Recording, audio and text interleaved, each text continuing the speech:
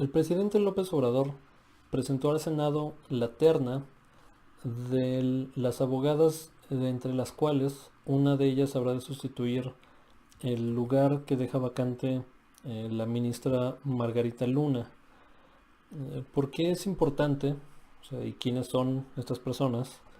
Milenio informa, que es curioso porque estuve buscando biografías de cada una de ellas y esta es la síntesis más organizada que encontré, o sea, más concreta y clara. Informa, no dice aquí quién lo escribe, no, parece que es la editorial de Milenio, pero bueno. ¿Quiénes son las mujeres de la terna de AMLO para la Suprema Corte de Justicia de la Nación? Son ellas tres: Loreta Ortiz Alf, que regresó en forma de fichas; Yasmín Esquivel y Celia Maya García. Son la terna propuesta por el presidente para ocupar el lugar que dejará Margarita Luna Ramos como ministra de la Suprema Corte de Justicia de la Nación. Tras su jubilación, el presidente Andrés Manuel López Obrador envió al Senado su tercia integrada por Loreta Ortiz Alf, Yasmín Esquivel y Celia Maya García para ocupar el cargo que dejará la ministra.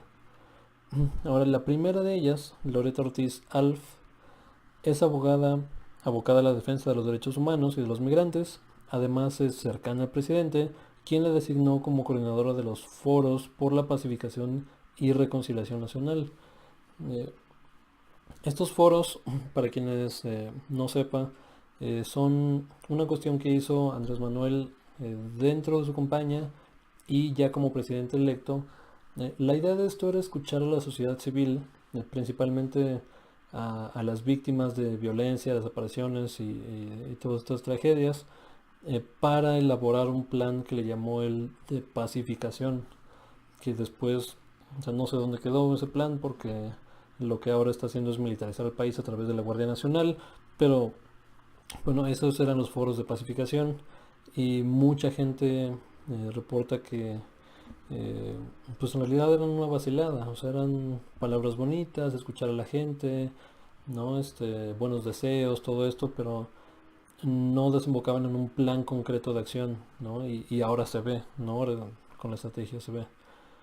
Pero bueno, Loreta Ortiz es licenciada en Derecho por la Escuela Libre de Derecho, donde además ha sido docente desde el 1979.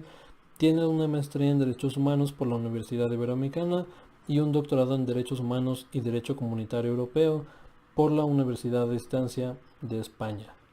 Es la cuarta mexicana en compartir el curso en la Academia de Derecho Internacional de La Haya en 2012 con el curso Los Derechos Humanos de los Indocumentados. Es integrante del Sistema Nacional de Investigadores nivel 2 y responsable del área de Derechos Humanos e Inmigrantes del Servicio Social de la Universidad Iberoamericana. Se desempeñó como directora del Departamento de Derecho, directora jurídica del Consejo Nacional para la Cultura y las Artes, asesora de la Dirección General Adjunta del Banco de México, consejera de la Comisión Nacional de Derechos Humanos. Apegada a la defensa de los derechos humanos, Ortiz Alf es autora de los libros Los Migrantes, los derechos humanos de los refugiados, aislados, desplazados y trabajadores irregulares, el derecho a acceso a la justicia de los migrantes en situación irregular, temas de derechos humanos y las tres vertientes de los derechos humanos 2 y derecho internacional público. Es la primera mujer en la terna. Después, Yasmín Esquivel, que esta es la cuestión más controversial y de la que más he escrito, es magistrada presidenta del Tribunal de Justicia Administrativa de la Ciudad de México y presidenta de la Asociación de Magistrados de los Tribunales de Justicia Administrativa de los Estados Unidos Mexicanos. Es licenciada en Derecho por la UNAM y tuvo un doctorado por la Universidad Complutense en coordinación con la Universidad Anáhuac.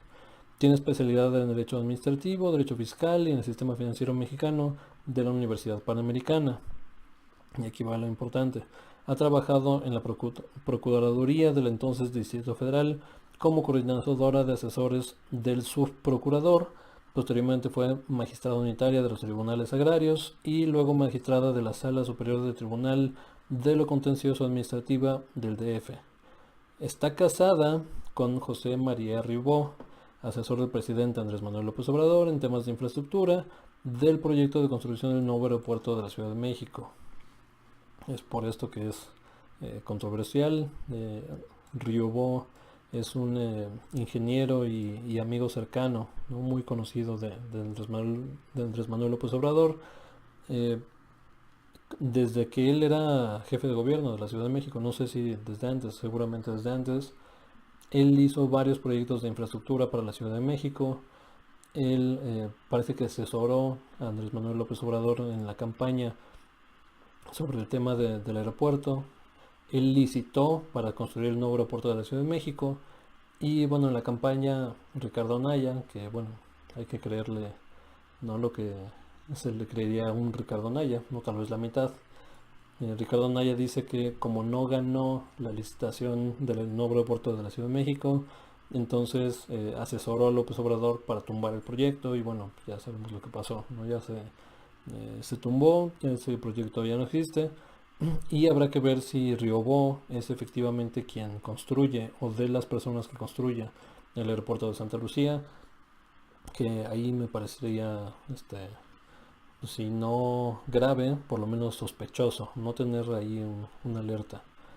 Y bueno, su esposa ahorita puede ser ministra de la Suprema Corte, ¿no? La licenciada Yasmín Esquivel. Y por último, Celia Maya García, que esto también es bastante controversial. Es licenciada en Derecho y Contabilidad por la Universidad Autónoma de Querétaro, con maestría en Derecho, con especialidad en Derecho Fiscal e Impuestos por la misma universidad. Es doctora en Derecho también por la misma Casa de Estudios, la Universidad de Querétaro.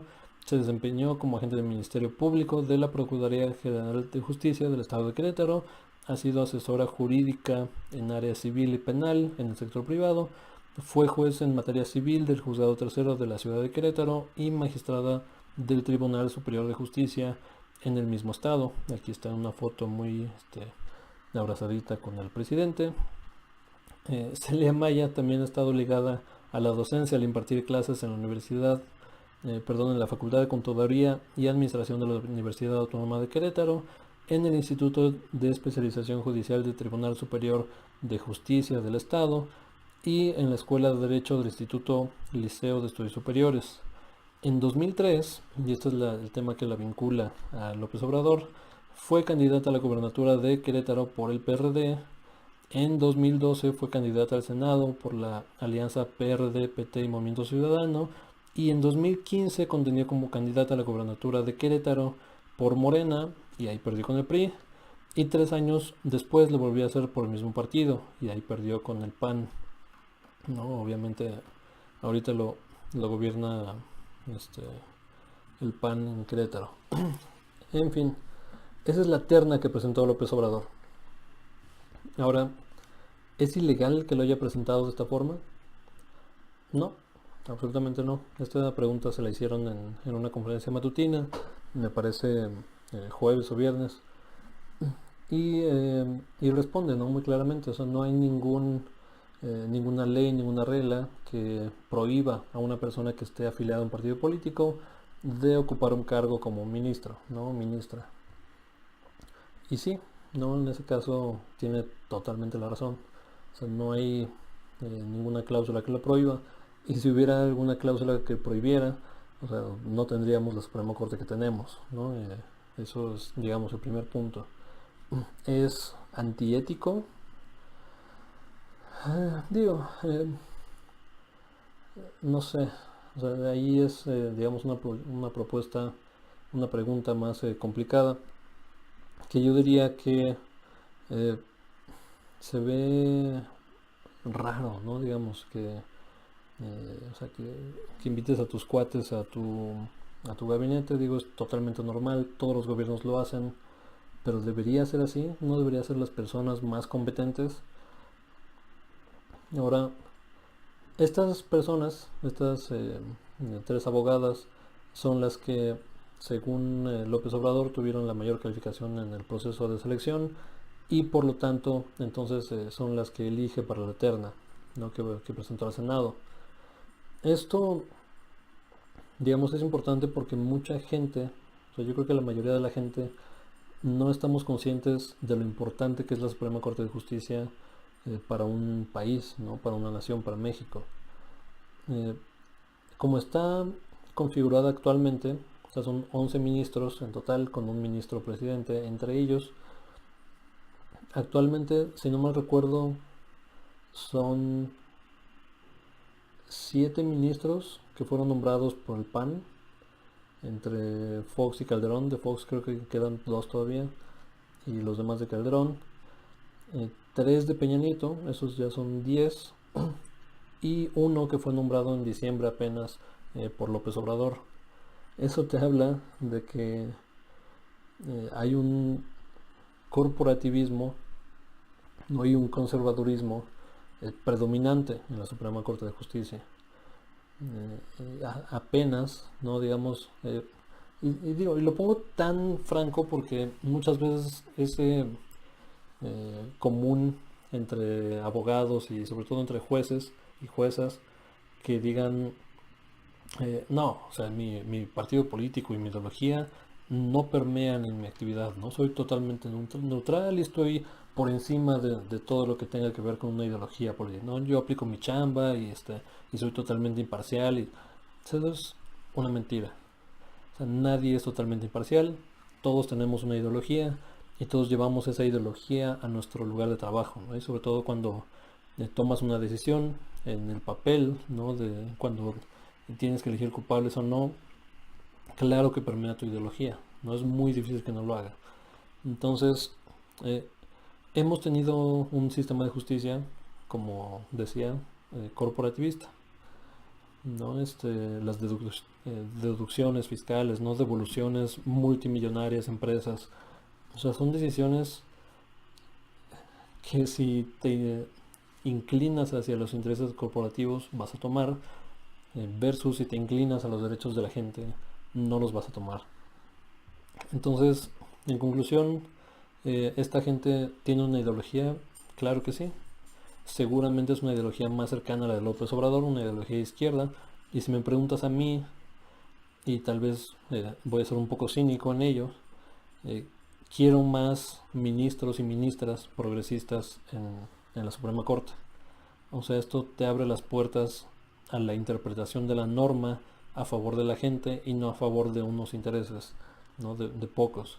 Entonces, digo, de los 3 currículums, el que más calificado me parece es el de la primera propuesta, Loretta Ortiz, sobre todo porque ha estado en organismos internacionales y tiene, digamos, un poco más de experiencia académica y ha escrito, ¿no? Y ha sido docente y ha estado en comisiones de víctimas, etcétera. Entonces creo que ella sería la mejor opción, que por cierto ya había sido propuesta, fue propuesta en diciembre y no lo ganó. Tuvo creo que 9 votos de los 128 posibles. Esta vez seguramente alguna de ellas va a tener la mayoría, ¿no? Y tal vez a Loretta, tal vez no. El tema con la esposa de Ribó, ahí sí lo veo un poco más complicado. Digo, es mucho más abierto el tema pues del amismo, ¿no? Su currículum como tal no me parece que da como para que el siguiente paso lógico en su carrera sea ser ministra de la Suprema Corte, ¿no? Pero, digo, esto habrá que decirlo en el Senado y estaremos dando seguimiento a todo esto.